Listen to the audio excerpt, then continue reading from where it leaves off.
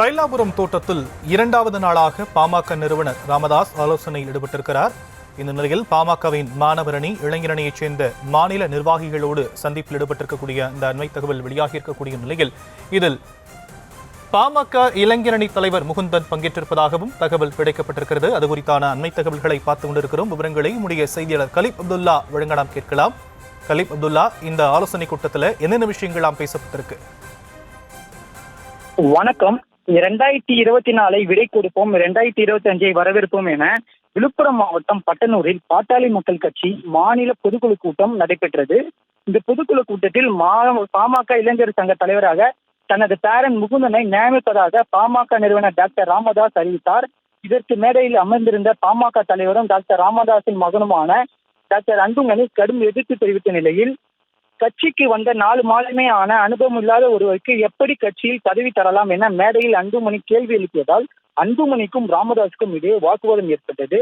இந்த நாள் ஆரம்பித்த கட்சி நான் சொல்வதைதான் அனைவரும் கேட்க வேண்டும், அப்படி கேட்க விருப்பம் இல்லாதவர்கள் யாராக இருந்தாலும் கட்சியை விட்டு வெளியேறலாம் என ராமதாஸ் தெரிவித்தார். இதனால் கருத்து வேறுபாடு இருந்த நிலையில் இருவரும் பேசாமல் இருந்த நிலையில் இந்த நிலையில் கடந்த மே மாதம் 11ஆம் தேதி சித்திரை முழு நிலவு மாநாடு நடைபெற்றது.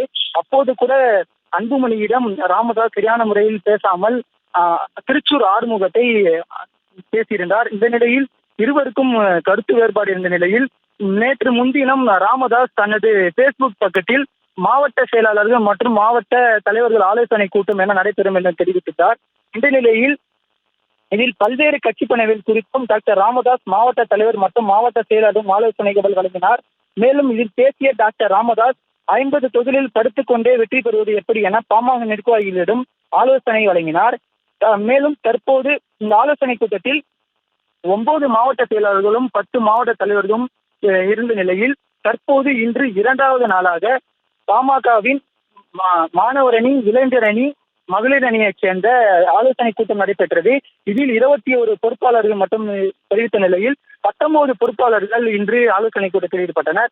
அப்போது முக்கியமான பாமக மாநில இளைஞரணி செயலாளர் முகுந்தன் அந்த பொதுக்கூட்ட ஆலோசனை கூட்டத்தில் கலந்து கொண்டு மாணவர்கள் மற்றும் இளைஞர்களிடம் முக்கிய ஆலோசனை வழங்கியதாக தகவல் வெளியாகியுள்ளது.